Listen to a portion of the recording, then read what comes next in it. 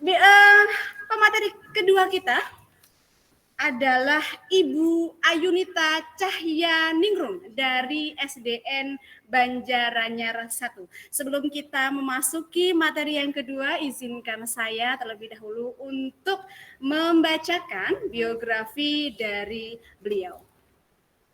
Nama Ibu Ayunita Cahya Ningrum SPD, biasa dipanggil dengan Ibu Ayunita. Beliau lahir di Surakarta, Jawa Tengah, tanggal 13 April 1990. Beliau sekarang bertempat tinggal di Desa Jambean, RT 1 RW 2 Kecamatan Keras, Kabupaten Kediri, dan sekarang beliau sedang mengabdi di SDN Banjaranyar 1. Jabatan beliau adalah guru kelas, dan bagi Bapak Ibu yang menginginkan berkonsultasi lebih lanjut kepada Ibu Ayunita Cahya Ningrum, panjenengan bisa mencatat nomor handphone yang bisa diakses, yakni 081 225 801 888. Saya ulangi sekali lagi, 081 225 801 888. Riwayat karir beliau, tentunya beliau adalah seorang ibu yang sangat mengasihi anak-anaknya, dan beliau adalah lulusan guru penggerak angkatan 4. Dan mari kita sambut pemateri kedua kita pada sore hari ini, Ibu Ayunita Cahya Ningrum. Kepada beliau dipersilakan. Terima kasih.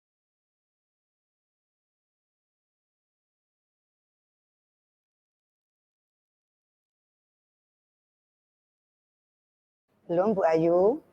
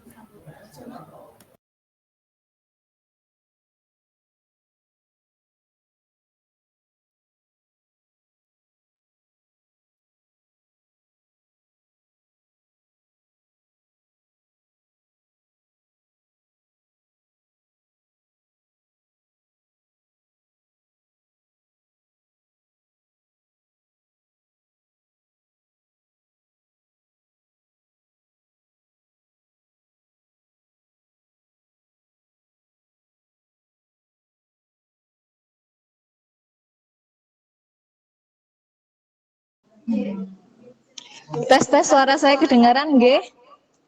Nggih, Ibu sudah kedengaran, sudah terdengar.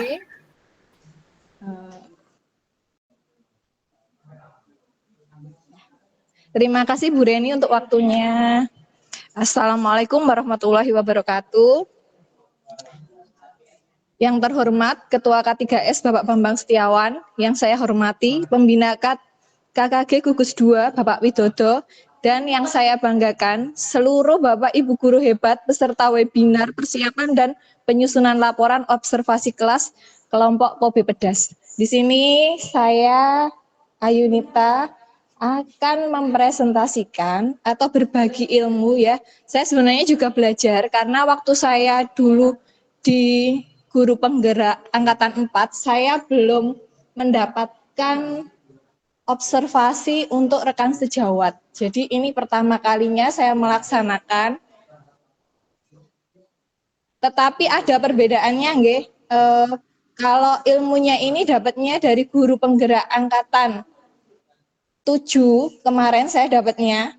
Ini untuk pengaplikasian di laporan observasi kelas ini ada hanya beberapa formulir yang kita gunakan. Begitu, saya langsung ke materi mawon nggih.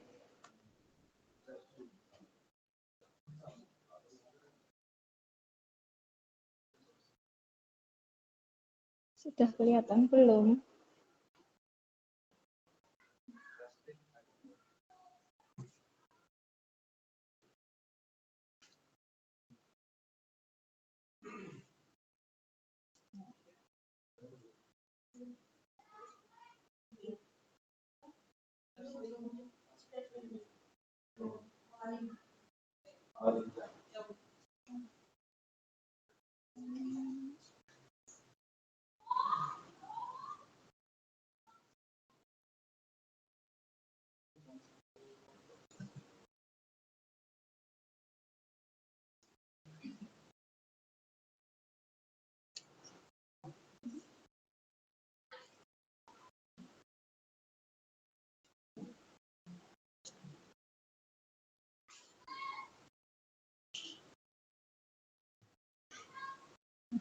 Ya, di sini kalau file yang saya terima dari guru penggerak angkatan 7 itu ada 5 formulir atau 5 form atau lembar catatan observasi yang harus diisi.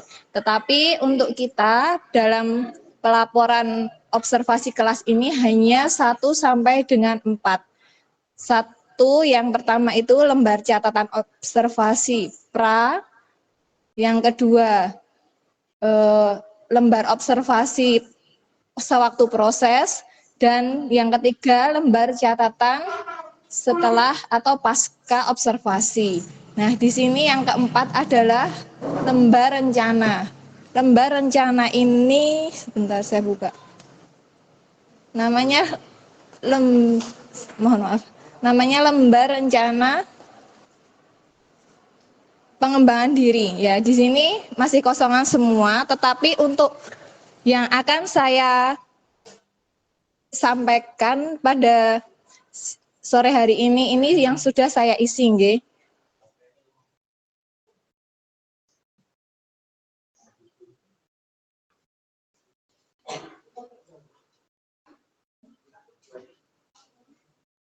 Nah, sebelum memulai kegiatan observasi, semua guru yang diobservasi itu hendaknya menyiapkan RPP. RPP di sini idealnya berisi RPP, lalu LKPD atau lembar kegiatan untuk siswanya, kemudian rubrik penilaian.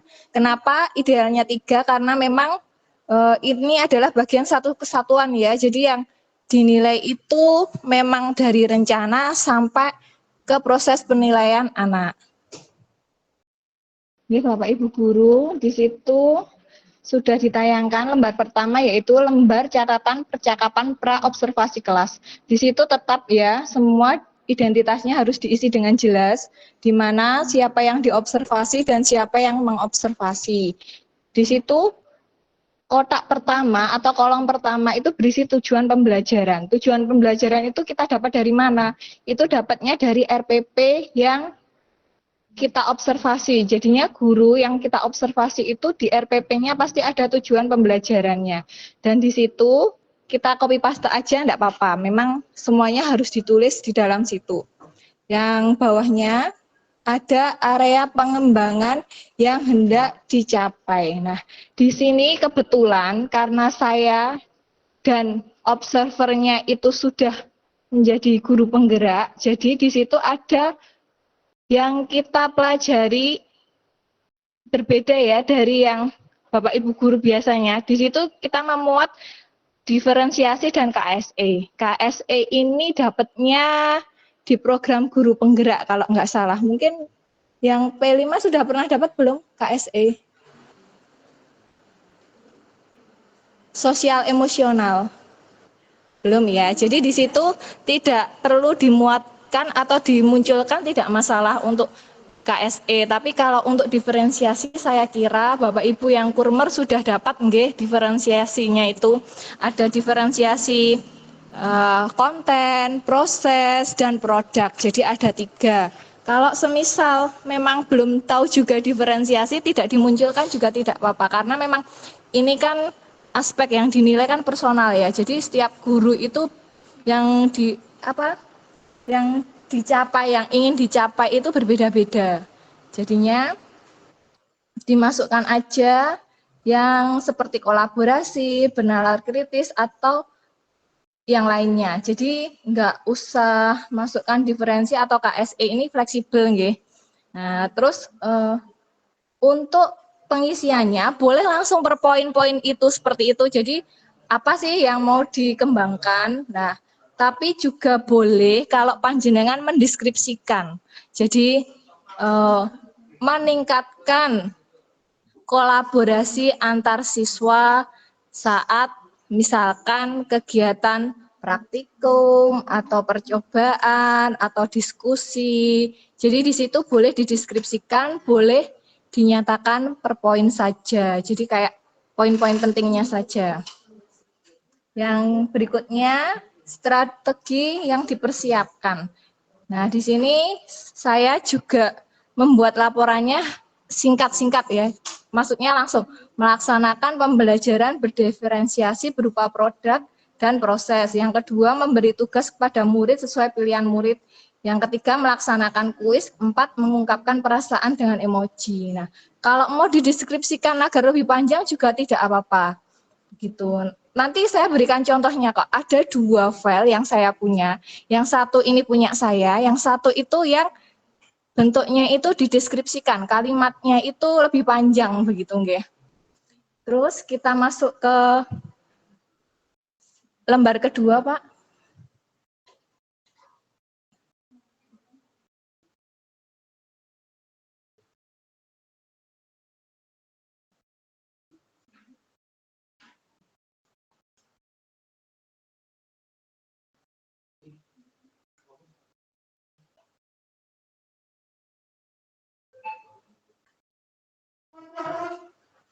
Nah, ya. Di lembar kedua ini ada area observasi. Jadi ada beberapa poin. Jadi ada beberapa poin yang dinilai atau diobservasi dari aspek dan strategi pengembangan. Di sini ada tujuan pembelajaran, diferensiasi proses, diferensiasi produk, KSE.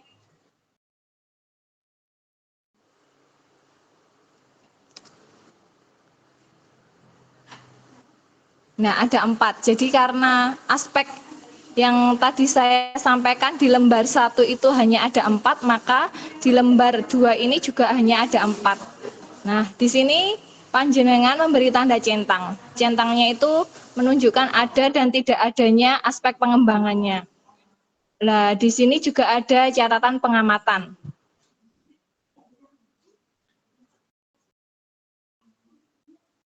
Di bawahnya lagi ada catatan tambahan. Jadi seperti saran atau tambahan supaya 4 aspek di atasnya itu lebih berkembang. Sudah di halaman 2 atau di lembar observasi kedua ini hanya ada ini aja, aspek dan strategi pengembangan. Selanjutnya,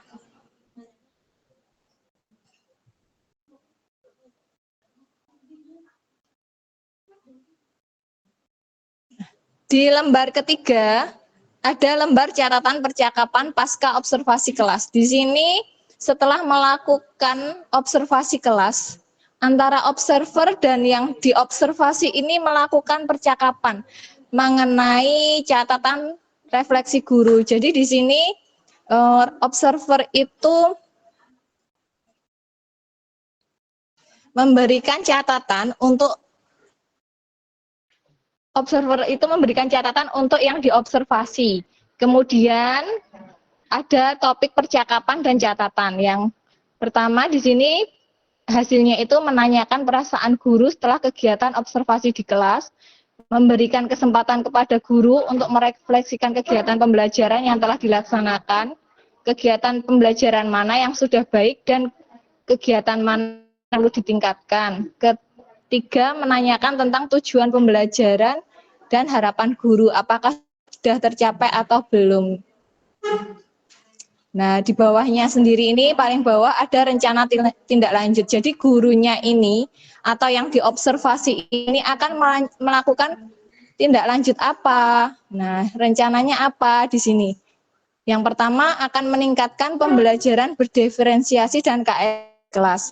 Kemudian memunculkan diferensi konten, proses, dan produk. Karena di RPP-nya tadi hanya ada diferensiasi proses dan produk. Terus kemudian menerapkan KSE pada pembelajaran di kelas secara berkelanjutan. Jadi tidak hanya ketika dilakukan observasi, tetapi juga sesering mungkin KSE ini diterapkan. Menambah media pembelajaran, misalkan tayangan video, contoh kain, dan lain-lain.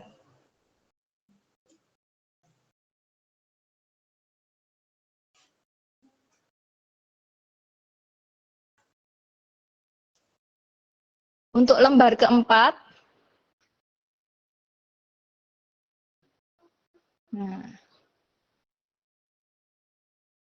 lembar keempat ini berisi tentang lembar rencana pengembangan diri. Jadi di sini guru ini membuat rencana pengembangan untuk dirinya. Jadi karena yang dilakukan aspeknya tadi ingin dicapai, boleh empat-empatnya tadi disampaikan, boleh juga dengan yang lain. Jadi saya mengambilnya pertama diskusi dengan rekan sejawat atau kombel untuk merancang integrasi dengan pembelajaran sosial dan emosional. Nah, di sini karena apa ya? Anak-anak itu di dalam kelas itu emosinya itu kadang itu tidak stabil ya, bisa kadang membuat gaduh, bisa anteng dan lain sebagainya. Jadi apa ya, guru itu harus bisa mengelola emosionalnya agar itu bisa belajar dengan baik. Nah, tujuan yang hendak dicapai yaitu memenuhi kebutuhan belajar siswa di kelas. Jadi memang tujuan dari KSE ini adalah menciptakan suasana belajar yang kondusif. Jadi selain membuat rasa nyaman, memunculkan semangat, ketertarikan, itu juga akan memenuhi kebutuhan belajar siswa itu. Jadi ukuran keberhasilannya adalah siswa lebih antusias, semangat, tertarik, dan aktif. Untuk pendukungnya, dukungannya itu berasal dari seluruh anggota kombel, di mana seluruh anggota kombel atau rekan sejawat itu memberi respon atas diskusi yang kita lakukan. Nah, kapan dilakukannya? Di waktu. Jadi tidak harus diagendakan ya kalau saya di lembar pengembangan ini. Nah, yang kedua, saya menggali pengetahuan siswa melalui di sini ada video, gambar, mendengarkan penjelasan dari guru, kegiatan tanya jawab, dan diskusi kelompok. Tujuannya untuk meningkatkan pengetahuan siswa tentang kegunaan teknologi dalam kegiatan produksi pakaian. Jadi di sini apabila nanti semester depan saya masih di kelas 3, saya akan melakukan pengembangan di mana pengetahuan siswa ini akan saya kembangkan, saya gali lagi dengan media yang lebih lebih banyak. Jadi hanya gambar atau video, tidak hanya penjelasan, tidak hanya diskusi, tapi ada lima langkah yang akan saya lakukan. Memberikan video, menayangkan video, memberikan penjelasan, kegiatan tanya jawab, dan diskusi kelompok. Untuk ukuran keberhasilannya, siswa mengetahui kegunaan teknologi dalam kegiatan produksi pakaian. Pendukungnya, keaktifan siswa dalam pembelajaran, waktunya saat pembelajaran berlangsung. Dan di sini ada yang ketiga, menggali potensi, bakat, dan minat.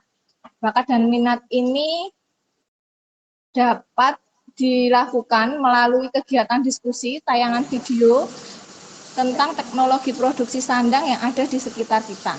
Tujuannya untuk meningkatkan daya tarik siswa yang dapat berpartisipasi dalam penggunaan teknologi produksi pakaian. Jadi ada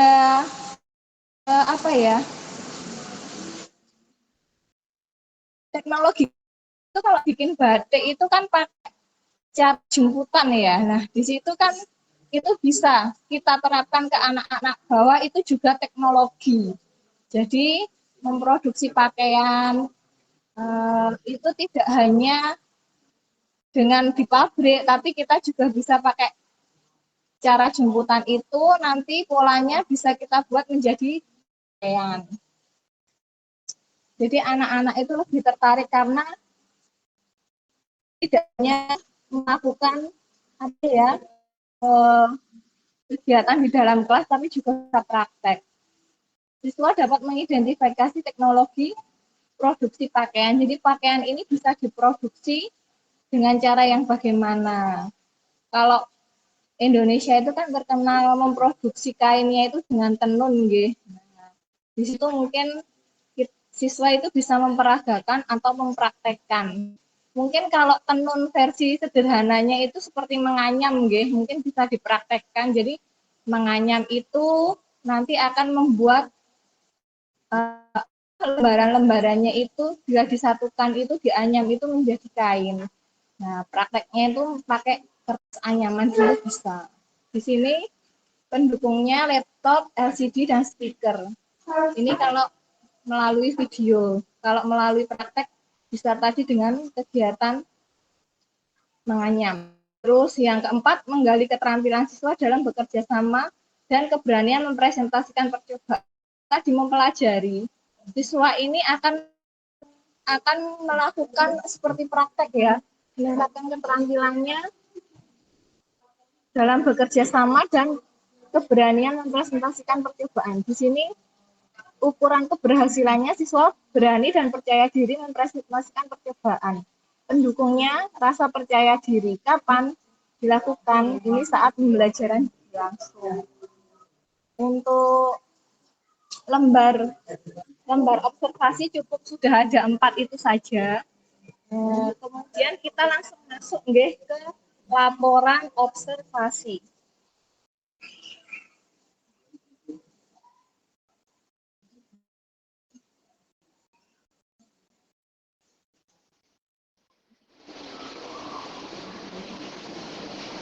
Di bawahnya ada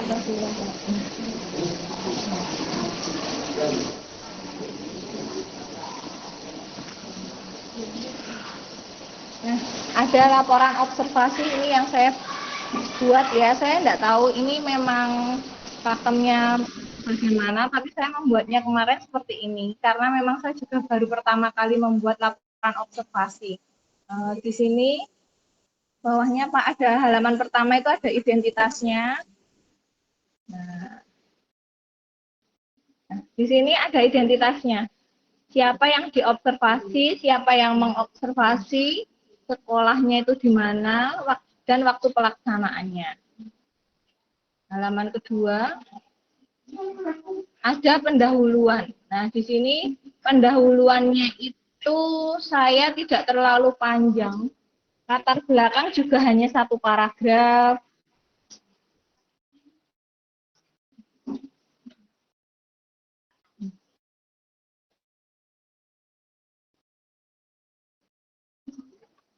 Di halaman pendahuluan ini saya juga tidak panjang ya menceritakan observasi saya itu. Saya cukup dengan 1 paragraf saja, mulai dari latar belakang.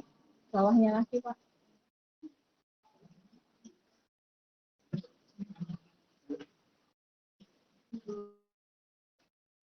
Latar belakang, tujuan observasi, metode observasi, dan etika.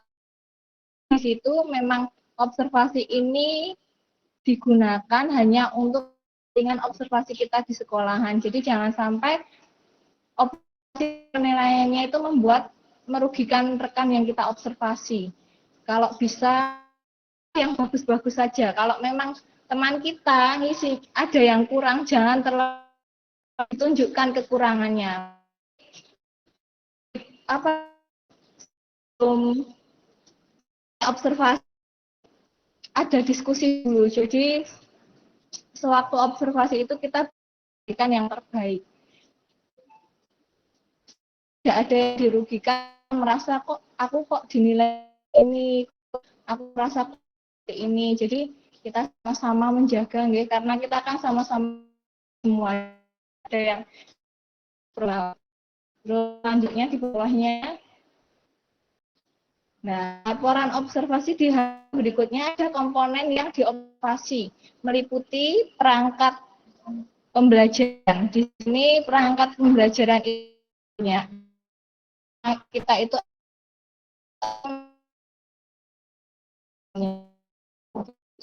kita melaksanakan beberapa. Ada tujuan pembelajaran, strategi pembelajaran, pemanfaatan sumber belajar, penilaian dan evaluasi, dukungan kursus, penggunaan teknologi, integrasi kearifan lokal, kesiapan dan kelengkapan. Di bawahnya sendiri itu, di paling bawah dari bagian perangkat pembelajaran tabel. Tabel ini seperti rangkaian. Jadi dari yang kita deskripsikan rangkumannya kita bentuk dalam bentuk tabel ya. Terus yang kedua ada metode pengajaran. Nah, kalau di sini metode pengajaran langsung bentuknya tabel, analisisnya langsung bentuk tabel. Kemudian yang ketiga ada model pembelajaran dan pendekatan. Di situ analisisnya juga langsung dalam bentuk tabel. Nah, di sini untuk model pembelajaran dan pendekatan ini saya tulis semua ya, karena saya enggak tahu nanti itu sekalian kemarin merevis model saya nanti panjenengan boleh langsungnya tidak sesuai dengan model pendekatan yang panjang guru mengajar atau observasi. Terus yang keempat ada media pembelajaran. Media pembelajaran itu ada boleh dipilih memang media pembelajaran yang digunakan oleh Bapak Ibu guru di yang tidak sama, tapi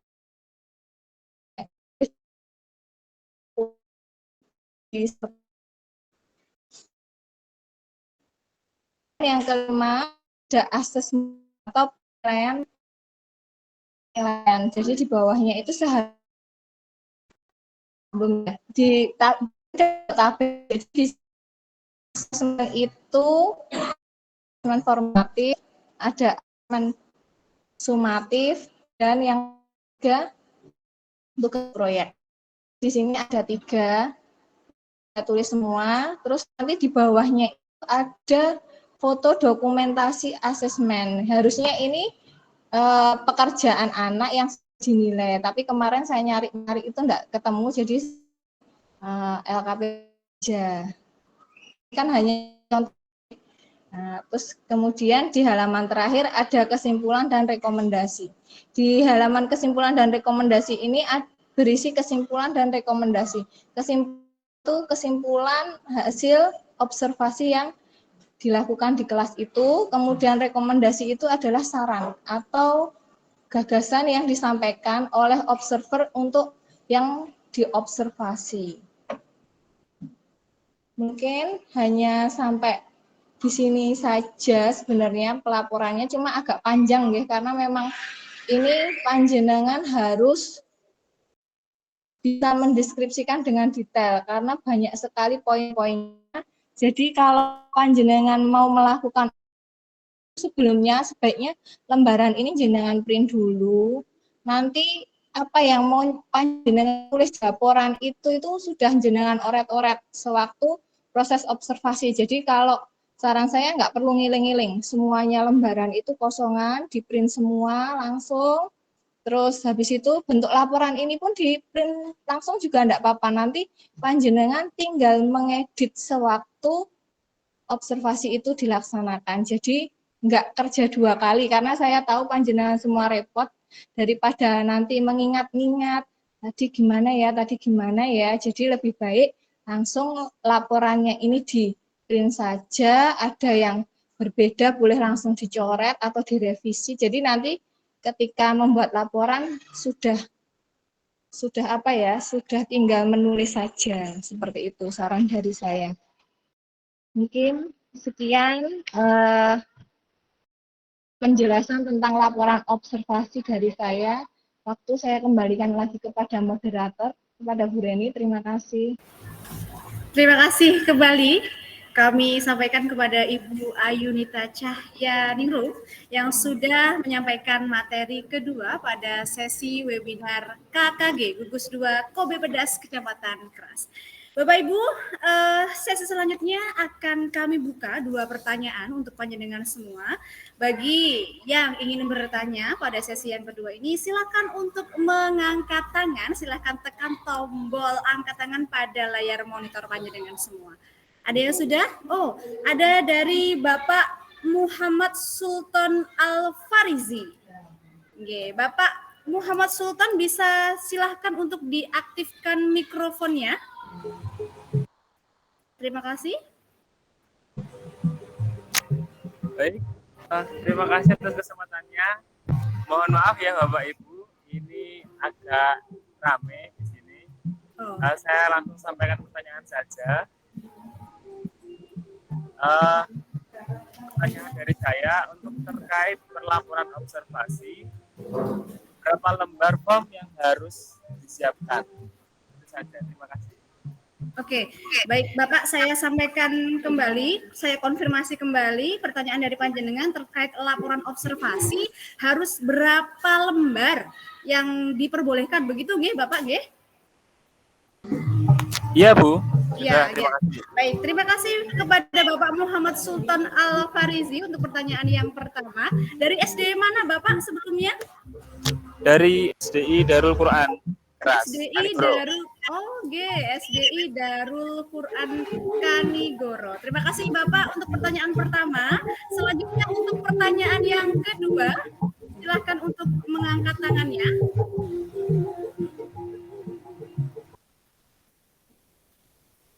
Ada Ibu Leni Dwi Syam. Oke.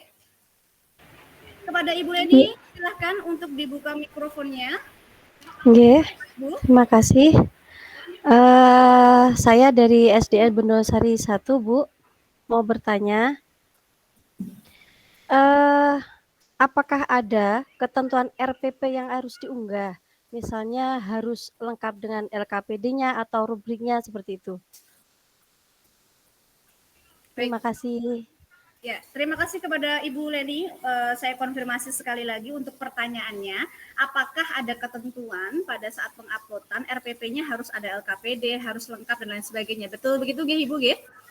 Ya, betul Bu. Terima kasih.